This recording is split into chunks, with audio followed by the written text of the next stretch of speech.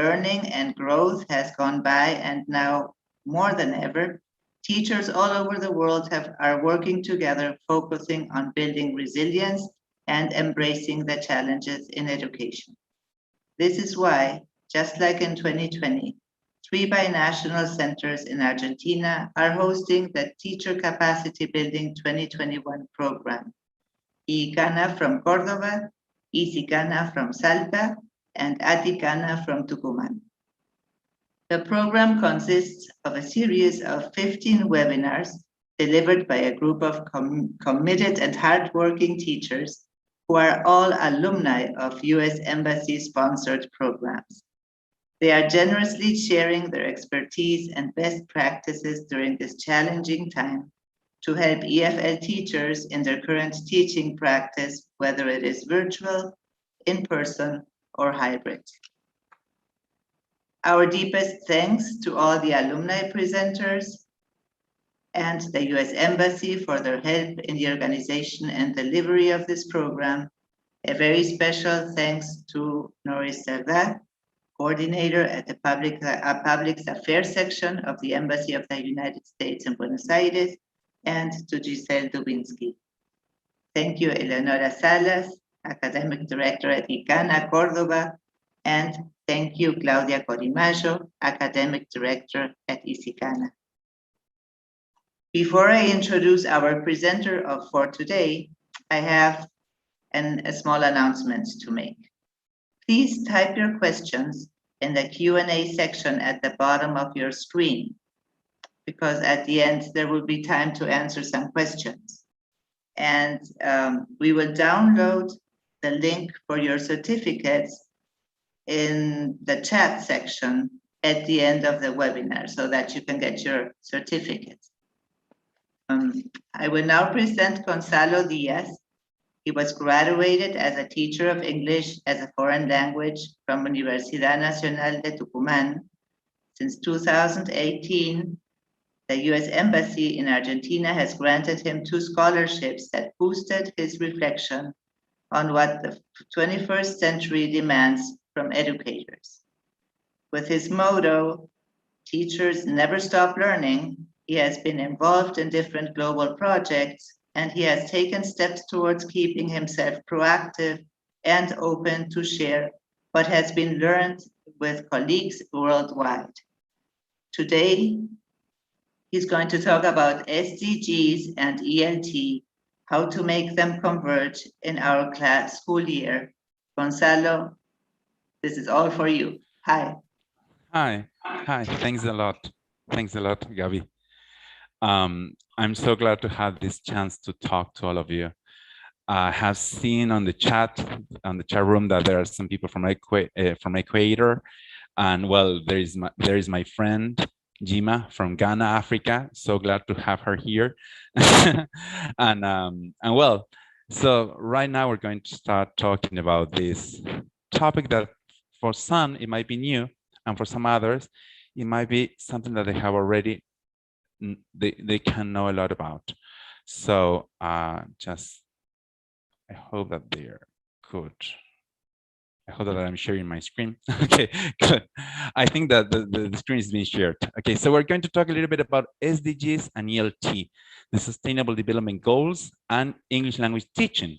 Okay, how can we make them converge in our school year? And why did I choose this title? Because sometimes it seems that we are forced as teachers to include some topics in our curricula, and that is not always easy. Okay, but at some other times it's like we want to include some topics, and it's not easy either, because well, there are some requirements that we have to fulfill or we have to complete along the school year. So I'm going just to share the way I think that we can make these ideas converge, okay, into the school year. And I have chosen this first picture there. And I probably some of you already know what this is about. Probably, I'm going to check if in the chat you know what this picture is about. Let me see if anyone on the chat can write what this picture is about. Let's see. Oh, sorry. The link that you have in the chat room, it's a link to download the presentation, the PDF of the presentation, okay? So if you want to download the presentation because you have connectivity issues or just because you want to keep it for yourself, that's great, okay? And there you'll have my email and you have my Instagram so we can be in touch, okay? So this picture that I had chosen is related to a topic because somehow we are coming with new things into the classroom, and we also have old things into the classroom, okay? Here you have this beautiful glass pyramid from the Louvre, okay? And there you have the amazing building, which is very old, antique, and it's beautiful. And you also have this pretty modern structure at the first look, it somehow it clashes with the landscape, okay? But it is also related to a topic that we're going to develop, okay? Thanks, Gabi. Okay, let me see. Okay, good.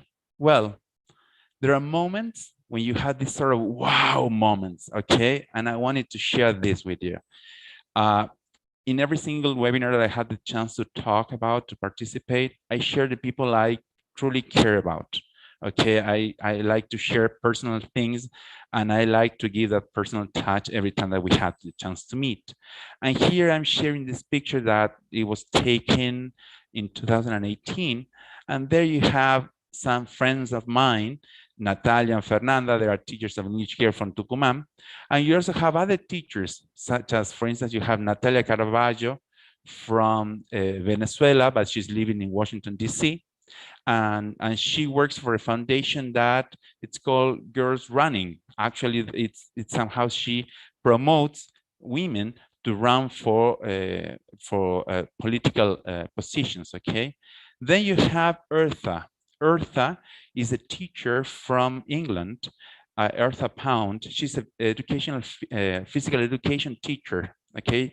She was the first one who got a degree in her family, and she was the first teacher, I mean, a physical education teacher who could raise the grades of all of her students thanks to a very innovative framework to teach, okay? So from physical education, she could move up the whole school system, I mean, the whole school towards better grades, okay? Then you have Angeliki Papa, an amazing teacher from Greece who has developed her own teaching paradigm that is called Pedagogy for Love. And she has also been working with I Love Dyslexia, an organization, an ONG an organization that works with students who have dyslexia, okay? And the title says it all, okay? I love dyslexia. And then you have Matt Mary, okay, a friend of mine. He's a teacher and he's an educator, and he has developed the what if curiosity-based learning paradigm too, okay? So I had a chance to meet them all here in Tucumán in 2018, and it was like I just went, wow, you see, when you have the chance to meet these great educators and they just inspire you, well, that's how I felt. Like I shared a whole week with them, learning from them, talking to them all the time. And I was great, okay? We were like the guardian angels for them here in Tucumán while we had a conference. And there you see one of the things that Matt Mary said here in Tucumán. What if schools could be the best experience ever for students and for teachers too, okay? And with this in mind, I started to think, okay, yeah, I work at schools and I work as a teacher of English. Sometimes I feel like I don't quite enjoy what I'm doing in the classroom. Sometimes I feel like I don't enjoy what's happening in the classroom. I don't enjoy what's the atmosphere at school. And when he said, what if the schools could be the best experience ever? I said, what if my school could be really enjoyable? What if my classrooms could be really enjoyable? What if my interaction with my students could be different? And that somehow changed my mindset, okay? That helped me change the perspectives I have about teaching, okay? And about how we can interact with our students and how can English become not only something that students learn, but something that they can enjoy. And as they can enjoy it, I can enjoy it too. Of first, I should enjoy it, so my students will enjoy it as a consequence. So this simple quotation changed a lot for me. And it was the first time during that year that I started to talk about SDGs as content within the classroom. Okay, because up to that moment, I had no idea what SDGs were. Okay, so it's just been 4 years, let's say 3 years working or learning about SDGs, but I believe that they are paramount content. Okay, so I'm going to share some ideas that I have been working with and the things that I've been learning during this whole process, and I believe that the process will continue. So we need to converge things, as I said, okay? We need to make things converge. And as we have this pyramid here, and we have the old building, and both of them can be enjoyable, and it can be an enjoyable experience. Okay, I believe that first we need to converge, and we need to focus that there is a need.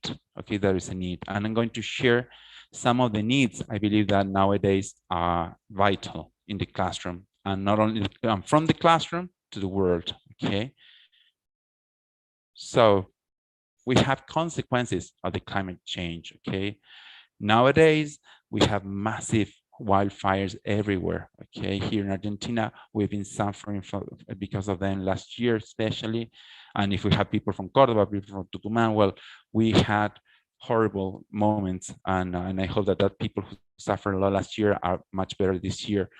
And then there are droughts in some other parts of the world. Okay, and well, crops are dying. Okay, we have hurricanes that we probably wouldn't expect, and they are happening at any moment during the whole year.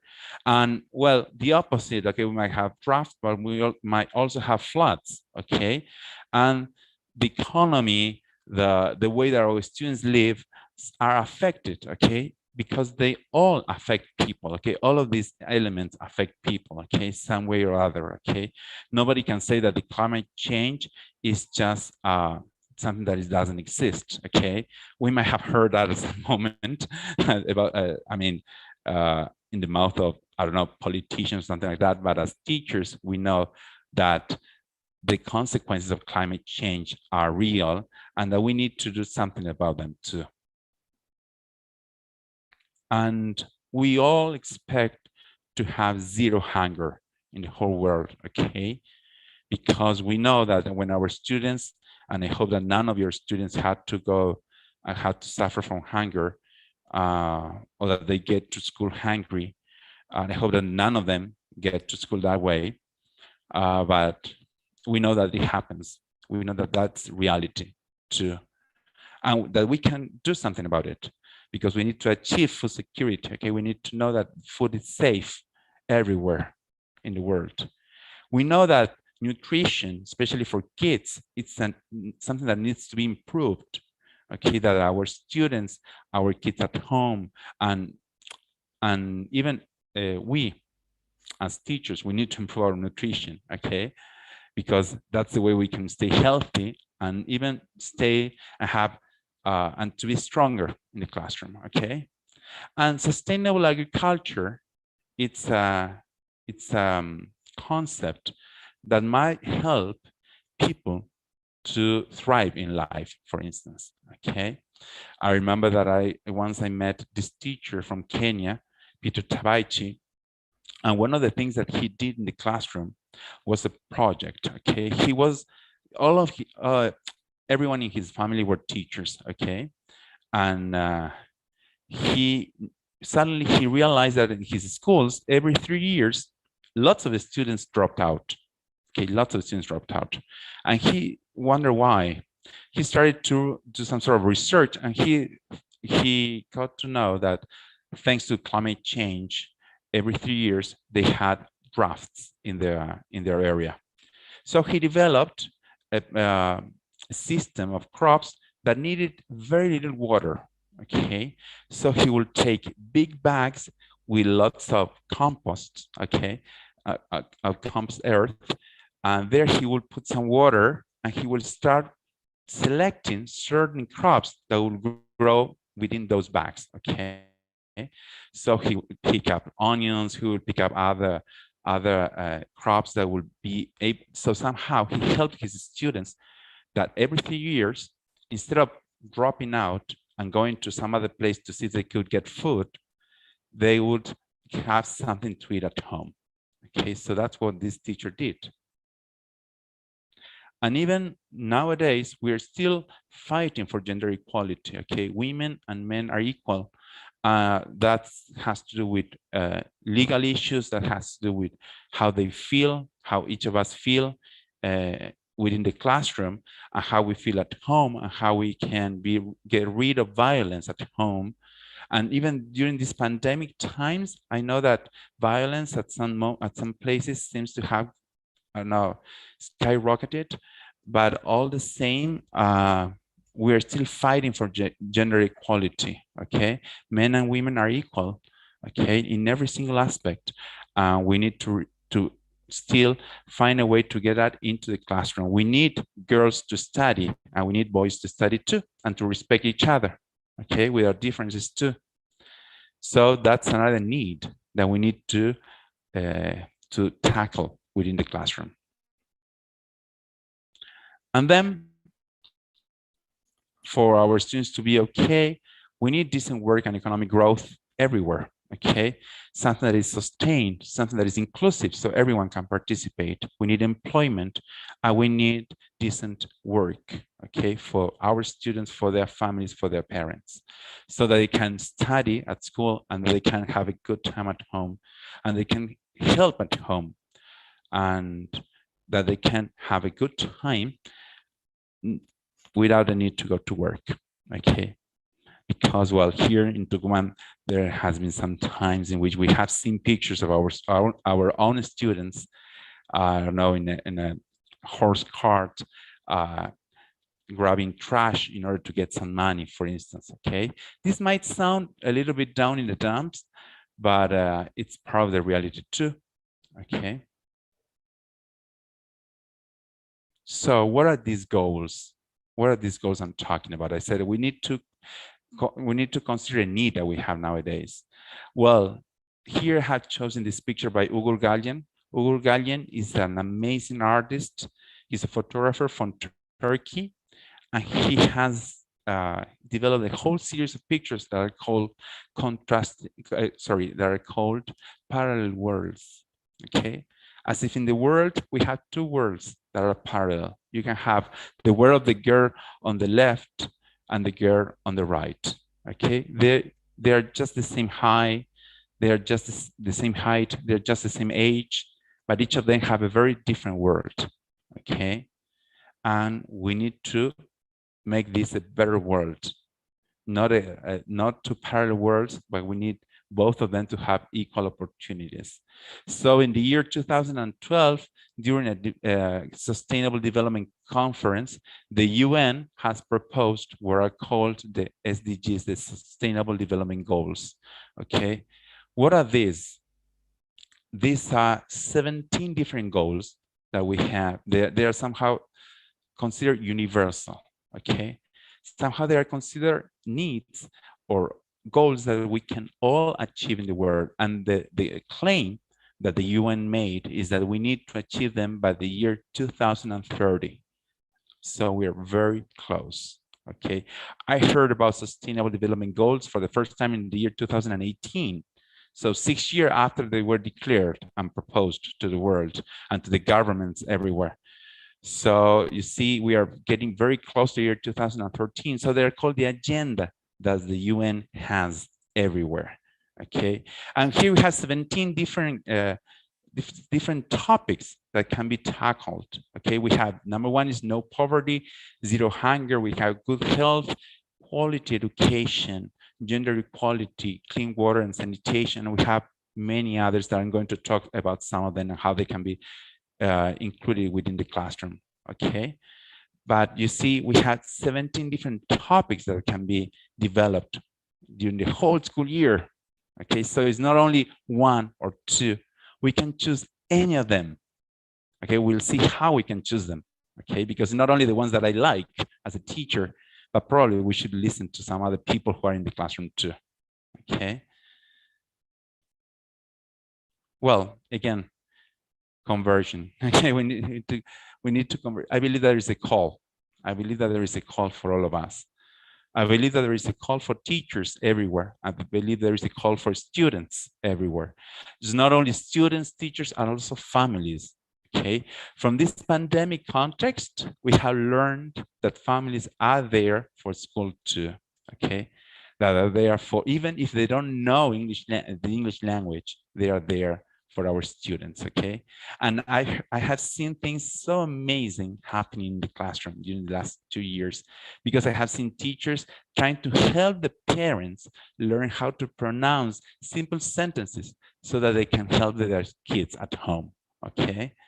And that's a major change in education, okay? So that's why it's not only a call for teachers, but also for students and also for their families, okay?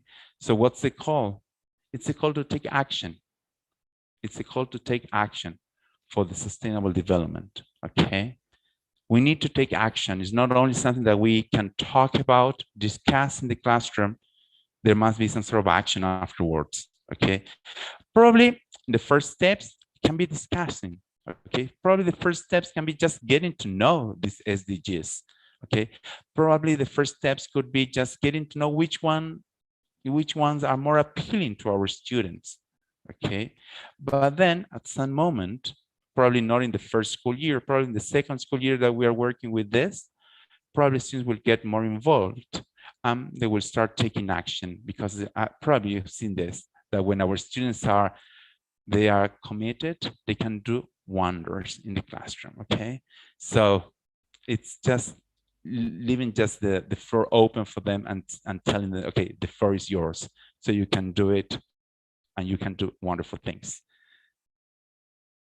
Well, we also need to converge some sort of pedagogical framework for all we do, because we are teachers. Whatever we do in the classroom has a purpose, has a goal to achieve. So we need to consider some sort of pedagogical framework. Oh, thank you. Here, Noemi is sharing that this call became a tender must for us as educators. Thank you, Noemi, for sharing that. Well, and some ideas about a pedagogical framework that might work for SDGs. Well, so we're going to go from low to higher, okay? And from a lower step to a higher step, okay? So the first one, lots of people talk about CLIL, okay? Content, language integrated learning, okay? So lots of people talk about this, this framework, and it seems to be very much appealing to all of us, because somehow we consider that it's not only that we teach language, but there's some great other aspects of content that can be included within the classroom, okay? So we need to think about that.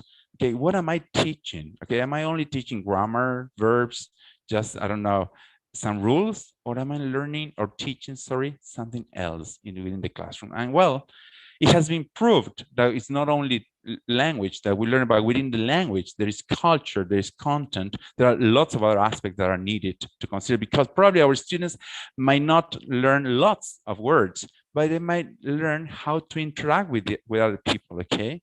They can learn how to be respectful, they can learn how to take turns in the speech and everything, okay? So some ideas about CLIL, for instance, first of all, it says that we need to be sure of what we teach, okay? So we need to consider that content. Is it culture? Is it, I don't know, some other historical aspect of culture that we want our students to learn, okay? Then where can we search for material? Okay, we can search it in books, okay? Or we can go to the internet and find lots of content and lots of material there. So sure of that. Number 3, we need to select these activities and see, okay, what's going to happen to our students with this language, okay? What are they going to do with the language, okay? And then we need to analyze and consider, okay, what is going to be used as a proper scaffolding within the time in the classroom and outside the classroom, okay? So we want them to communicate, okay? We want them to communicate. So if they're talking about making compost, how is that important to them? How can they learn I don't know, at the very low level of proficiency, probably they can learn how to name the different aspects, items that are involved when you're doing compost, okay? They can learn how to categorize wastes, for instance, okay? And see what goes within the compost, what goes outside the compost, okay? And that's content, okay? So they're learning by doing something too, okay? But that's a very low aspect, okay? Even though it's still something new to many of us, it's something that we can take a little step further, okay? The next step that I consider could be useful is what Matt Mary talks about, okay? So here you have Matt Mary here in Tucumán at school here, and he was, as I told you, the first one that talked to me about Sustainable Development Goals, and he developed this What If Curiosity website where he has lots of units open for all of us teachers to use, okay? And there, sorry, I was just checking the chat, sorry. And when I talked to him about how can we include content in the classroom from his perspective, from this what if curiosity-based learning perspective, okay, we talk about how the teacher, instead of being the one who gets to know everything and shares his knowledge or her knowledge with the students, he becomes a facilitator, okay, because students can bring in their own information into the classroom, okay? So each student can get external information and bring it into the classroom. And that's how the classroom can become alive, okay? It's not only what the teacher has to say, but it's important what students need to say in the classroom.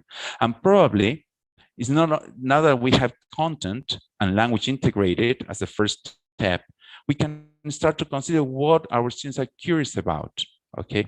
How can that curiosity can be included within the classroom? And it's extra work. And I know it's extra work, but we need to consider how these different aspects of content, of real content, can be a challenge within the classroom. Because as teachers, well, we have our textbooks, okay, and the textbook has different units and they're all coordinated and they're all, we know number 1, 2, 3, and 4, and we can learn it by heart. But suddenly one of the students wants to talk about a different topic, and that's a challenge for us. And sometimes we just want to shut them up, okay? You say, okay, please, okay, it's okay. That's a nice topic, but well, it's not in the curricula. Why don't we include that into the curricula, okay? Our students have great ideas and they can be part of the curricula too, okay? So let's see. Thanks, Bernardine. Yeah, she knows math. And another step, a higher step, okay? Something that I'm truly passionate about. When I got to meet him, that was 2018. Okay, he blew my mind, okay? This is Steve Revington from Canada. He has developed his own approach towards learning that is called authentic learning. He took, for instance, he's a much worried teacher. He's retired. As you can see, he's very tall. So it's amazing to look at somebody and say, okay, he's really tall. Okay, he was there on this library, and when he was in Tucumán, photographers from our local newspaper wanted to take a picture of him next to the books. And they say, okay, can you just pick up one of the books and start flipping the pages as if you are reading? And 2 minutes earlier, he told me, if any of the photographer wants to take a picture of me next to the books, it will be just setting the books on fire, he said. I don't like textbooks that I go from page 1 to 100, and we have to follow 1, 2, 3, and 4.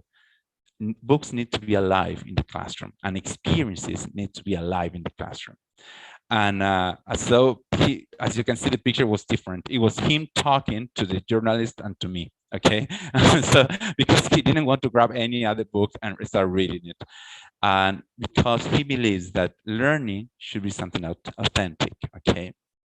And it's not only authenticity in the sense that we know as teachers of English, but in many other senses that I'm going to share. For instance, one of his ideas is that content with a purpose is only trivia. That's all, okay? Okay, that will be only trivia. content without purpose. So why do we bring content within the classroom? There must be a purpose for that, okay? And Steve, he developed a whole project many years ago, helping his students, and it was the project, the name of the project was the Egg Project. The students will go up in a ladder, and they will have to develop some sort of device that would protect an egg from falling, from crashing. Okay, when they throw it from that ladder.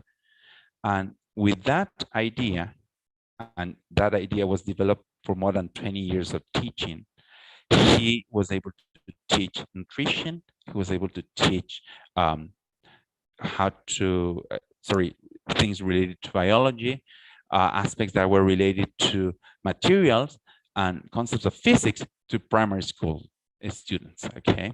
And as you can see, he has been considered one of the greatest educators in Canada, okay? Now he has been retired for, I don't know, like 5 or 6 years.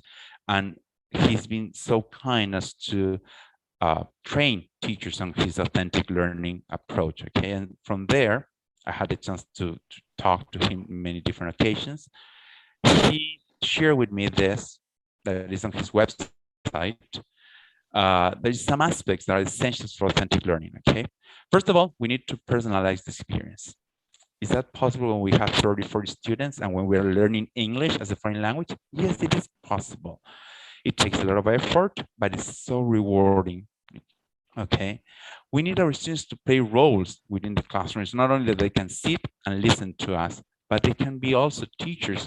They can also administrate time. They can also coordinate groups. They can have different roles within the classroom, okay? Students need to collaborate in order to learn, okay? We can no longer think of students learning by themselves in isolation, okay? And we also need a tangible product within the classroom, something that can be shown to other students, to their parents. Students need that. So all these aspects, we need to have integrated subjects. We need to share our criteria with our students, okay? So all these different aspects can help us to have authentic learning happening within the classroom. Because SDGs, okay, we need to see how SDGs need to be within the classroom for all the reasons that I have shared, okay? Because we need gender equality, because we need zero hunger, we need no poverty, okay? So, last year I had a chance to participate on this Global Ambassadors Leadership Institute, okay? Thanks to the Happy Work Foundation based in the United States. And I had the chance to meet the US Youth Observer from the year 2020 to the year 2021. Okay, now we have a new US Youth Observer. His name was John Liu, okay? He's the one in the middle with with glasses.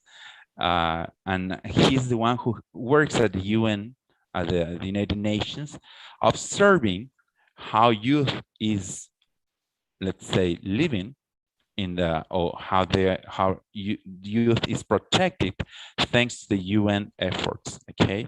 And there we talk about how can we include SDGs in the classroom. And well, he said that he has visited schools in Vietnam, schools in China, schools in different parts of the world.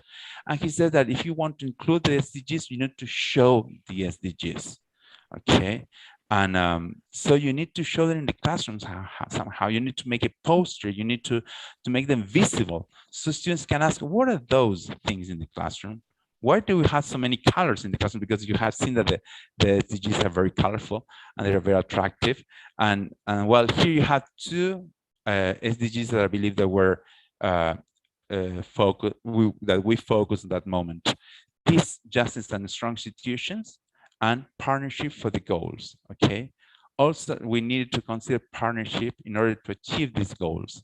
So for instance, I partner with a doctor in Peru, and we work with a project on how to help students from Peru who will come over here and study to become doctors here in Tucumán, okay? Because many kids from Peru come over here to Tucumán. And then we work with another teacher in a project that was called the Heart Project it was about art.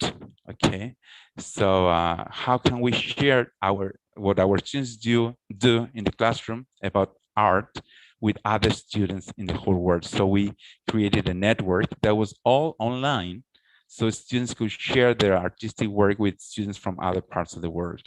Okay, so there even that was done in English. Okay, so students didn't know to know a lot of English, or if they knew a lot of English, they could do it and share their artistic productions in the classroom. Okay, with students from all over the world. Well, regarding another project, the SOS for Love project. Why is it called SOS for Love? Students organize solutions. Okay. They said that probably something's wrong with my microphone. I see. I hope that now you can listen to me in a better way. Is that okay? Can you listen to me better? Yes? Great. Well, the SOS for Love project is called Students Organize Solutions for Love to the World. Okay, so how can we show love to the world? Okay, so we, for instance, the year 2018, we focus on the goal that is called, goal number 14, that is called Life Within the Sea. So we talk to our students about the things that are happening to animals in the ocean. And there was a video that, apart from learning the name of the animals and learning which are mammals, which are fish, and which are different kinds of living creatures in the sea, they watched a video about this island of plastic waste that is floating, and it's even bigger than a country in the middle of the ocean. So they say, okay, we have to do something about this. And that's how we came with the idea of creating eco bricks, you know, these plastic bottles that you fill in with plastic waste. And we made many of them, and we donated them to an organization that built a house. So part of that house that's built in Islam here in Tucumán, it was built with eco bricks. Okay, so we call it eco bricks for the future. So students said, okay, eco bricks for the future, be part of the solution, not the problem, they stated. And then last year, 2020, in the middle of the pandemic, well, we were with another very different project. Okay, so we were considering goal number 3, good health and well-being. So we needed to protect each other. Okay, we were supposed to stay within our houses. We had online classes. Okay, even in my case, I didn't have a good internet connection, so we were with asynchronous classes. And we came up with a project called Be Kind to Your Heart. Okay, that was our Mission 4 project, from Tucumán to the world. And what we did was to celebrate ourselves during different times of the year. So we celebrated Mother's Day, we celebrated Teacher's Day, we celebrated Students' Day. We tried to get to each other, we tried to bring a little gift. Since we live very close to each other, we wanted to bring a little gift to each. For instance, when it was Students' Day, I brought a gift to them. When it was Teachers' Day, they sent me a gift. When it was Mother's Day, we share all the pictures of our mothers receiving the gifts that we gave them at home.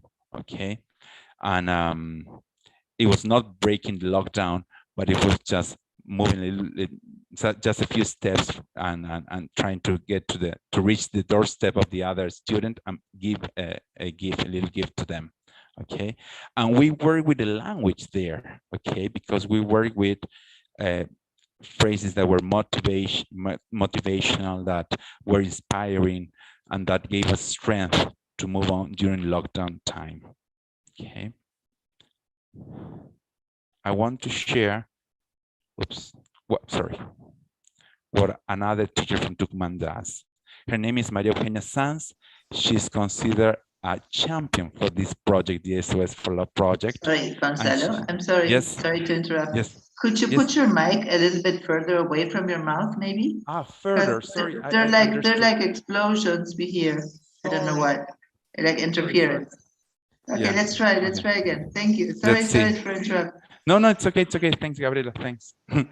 And well, Maria Eugenia, she has been working in secondary school, and you can see how she teaches. Okay, there are moments in which, instead of being in the classroom, she teaches outside, and she has taking this idea of bringing SDGs within the classroom in her English classes, okay? So she displays all the SDGs inside the classroom, okay? So you can see in one of the pictures that she has them all there, so the students can ask about them and get to know them, okay? And she has carried out different projects with her students, but you can see she might not have lots of resources, but the few resources that she has, she uses, she maximizes them so they can be useful for all of their students, okay? Then another project that has to do with equality education, okay, is the Global Right, okay? The Global Right and the Students' Voice Day. Both of them are connected, okay? The Global Right is it's a global project in which whatever you write with your students, your productions, can be shared with students from different parts of the world, okay? It was founded by a teacher called Browning Joyce from Australia, and also the International Students' Voice Day is another project that I have been participating with my students. Thanks to different online resources such as Bouncy or Flipgrid or YouTube, we've been sharing different messages. And this year, the Students' Voice Days was I stand for, so students could complete idea, okay? So they have been sharing what last year it was I am thankful for, and this year it's I stand for, okay? So different projects where SDGs are present. Okay. Yeah. And well, thanks, Bernardine. That's right. And well, another project that had Matt Mary involved here in Tucumán, okay, School of Tomorrow and the What If Curiosity Project. Okay, School of Tomorrow, last year, with considering how we need to reduce inequalities, okay, that's one of the goals, that's goal number 10, and we need peace, justice, and strong institutions. Matt, along with other teachers of English last year, we trained other teachers in the What If Curiosity approach, okay, and we call it the School of Tomorrow, but today, okay, so we need to think about the School of Tomorrow nowadays. And so different groups of teachers, of English teachers, were trained regarding this What If Curiosity approach, and then they could share that with Spanish language teachers and with other teachers, because one of the secrets of this idea is that we need to create interdiscipline projects. Okay, it's not only my project, it's not only your project, it's the project that we can develop together. Okay, and we have seen during this pandemic time that together we go further. Another project that we have online that we can all participate, Teach SDGs. It's an amazing website when we have lots of resources. Then the world's largest lesson, it's another website where you can have any kind of project on any of the 17 SDGs. So you just need to know which one the students like or your students are interested in, and you can find lots of projects regarding any of these 17 SDGs. Okay. Thanks, Bernardine, for sharing the website for Browning's project. Oops. Oh, sorry. Well, thanks to the Happy World Foundation, we work with different meetings from educators all over the world in order to connect the experiences that our students have in the classroom. Okay, so looking for gender equality, quality education, okay, different ways that we can help reduce inequalities within the classroom. Okay, so we have connected students who were working with, I don't know, for instance, students from the mountains here in Tucumán connected to students who were learning Spanish in the United States. So our students here up in the mountains taught them Spanish in a classroom, in a class, sorry, to Spanish learners in the US. And then another speaker, and a native speaker of English, could connect to this group and help them develop a specific skill in English, okay? For instance, to introduce themselves, to talk about their families, and so they could exchange information in a very natural way, even for students who had very difficult connectivity issues to overcome, okay? The Climate Action Project, it's a huge project.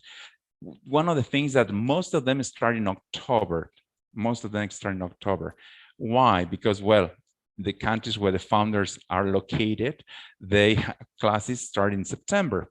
And that's a problem for us here because we start classes in March, for instance.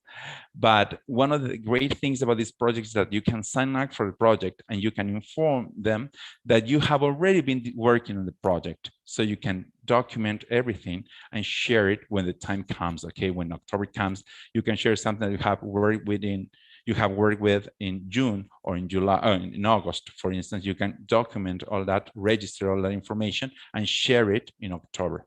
And there you have Marcela Alejandra Villan.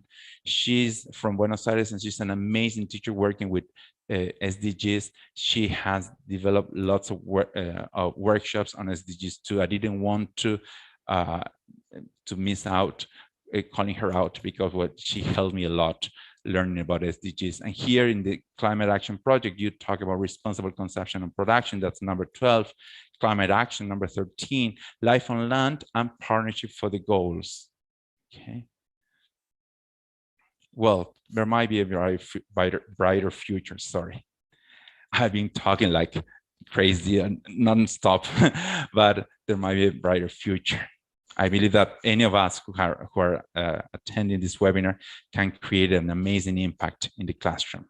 And SDGs can be really, really useful. So it's not only something that we can add to the curricula, it's something that can be the heart of our curricula once we introduce our students to this, okay? And well, I just have to say thank you. I just have to say thanks to all of you for attending this webinar, to U.S. Embassy here in Argentina for taking time, efforts, and just helping us share what we love, what we really enjoy in the classroom. As Eleonora said last year, we're sharing our playlist, and I truly believe that's in the heart of this teaching capacity building program. And I want to thank Aticana for letting me be part of this too, and also Ikana, well, and Isikana, of course, okay. But I wanted to share, and another thing I wanted to share is that all the slides have been taken from SlideGo, which is a reservoir of PowerPoint templates. I just edited them, and here you have another picture. Here you have another picture that I truly love. It was from 2019, the last time that we had the chance to meet in person with speakers from all over the world. There you have people from Africa, you have people from Germany, you have people from Canada, Greece, any other place in the world where education is a challenge. And we are all challenged by what education is challenged by too, okay? These plain words just lets us know that, well, as teachers, we never stop learning. And this is another opportunity to go deeper into the heart of education again. Okay. Thank you, Gonzalo. More than thank you. It was a wonderful presentation. I can't see any questions, but I did read lots of very nice compliments. And I'm sure everybody is going to think about this, okay, about the SDGs and our responsibilities, okay, in the world in general. I want to say thank you to you. I want to ask Eleonora Salas, who is the academic director of ICANA Córdoba, to say a few words, okay? So please don't leave. Thank you very much. Thank you, Gonzalo, again, for sharing all these resources and, you know, raising our own awareness as educators, you know, because it is, as you said at the beginning, our responsibility to include, you know, all these sustainable development goals in the content and in the experiences we bring into the classroom. That's the only way, you know, that younger generations will change. So thank you very much. And I want to thank everyone who has been joining us in all these webinars that Aticana has hosted in October. Thank you, Gabriela, for doing a great job, just as Isicana did in August and September. hosting the webinars. And I want to invite everyone to check the social media in our binational centers at ICANA, ICICANA, and IICANA to find the registration link for the next 2 webinars, because we are going to finish our teaching capacity building program in November with 2 more webinars by teachers of binational centers, teachers who are alumni of U.S. Embassy sponsored programs who are working in a binational center in an American space, and they're going to share what they do. The next one will be on November 9. It's a Tuesday at 2:30 p.m. I don't know the time zones in other countries. I hope you can join us. This time, Tuesday, November 9, 2 teachers from Aticana, Laura Lechesi and Daniela Melhin, will be presenting Teaching English to Young Learners, useful tips for successful lessons. They will provide refreshed and updated strategies to help educators teach the 4 skills to young and very young learners. They will be discussing the characteristics of young learners in relation to second language acquisition, and then they will offer practical tips for teaching the 4 skills successfully in the current scenarios of remote and blended learning. So I hope you can join us again. November 9, ICANA will be hosting the 2 last webinars of the 2021 program. And I hope that the last webinar, November 16, everyone can join us and all the presenters can join us so that we can, greet you and thank you again for the great job you've done. So thank you all and have a very happy Halloween. I have here some gooey stuff to dip your fingers in and get, yucky for Halloween. Okay, so see you soon and thank you again.